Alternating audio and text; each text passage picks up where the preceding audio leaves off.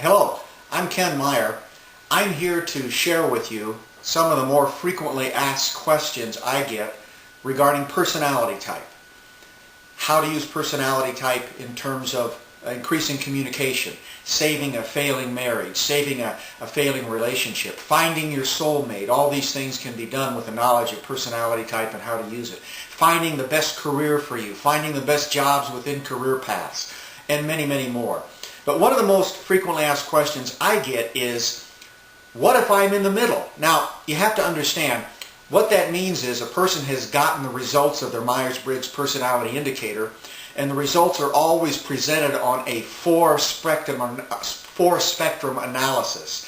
And if you go to my website, kenmeyeronline.com, and opt in, not only will you get a free gift, but you'll have a better idea of what I mean. I've got a lot of diagrams there. But if you can visualize four horizontal lines, one on top of the other, four layers, a layer, a layer, a layer, a layer, and we have behaviors at opposite ends of each of those four layers.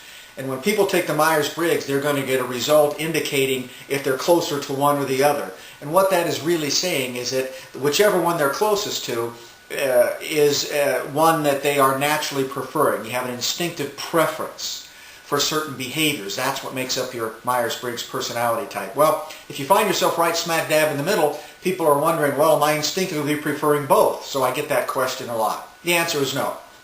No, you're not instinctively preferring both. And this really is an indicator of the beauty and the functionality of the knowledge of personality type, especially the Myers-Briggs, which in another brief video I talk about that instrument per se. But the point is, if someone finds himself in the middle, what that really means is they're probably pretty balanced, at least in the short term, with the behaviors that they're using. We're always preferring 4 out of the total 8 potential behaviors. One of every 2 potential behaviors on each of the 4 levels. And we're using all of them. And so many times if I'm in a situation where, for instance, I've mentioned on a couple other videos, I'm an introvert. But if I'm in a situation where I've got to extrovert all the time and then someone gives me the Myers-Briggs, I might score as an extrovert. But instinctively, I'm preferring introversion. And that can be determined, it can be analyzed. But this is typically what is going on. And it can be very helpful. It can help people figure out, to a certain extent, the behaviors and the stresses that are going on that are making them score in a way that they are not really preferring. And what kind of meaning does that have for the individual? What can they do about that? So the answer to the question is, am I instinctively preferring both behaviors because I'm always in the middle? No. No. You're using a lot of both behaviors, and that's not necessarily a bad thing. My friend, your personality type is the core of who you are.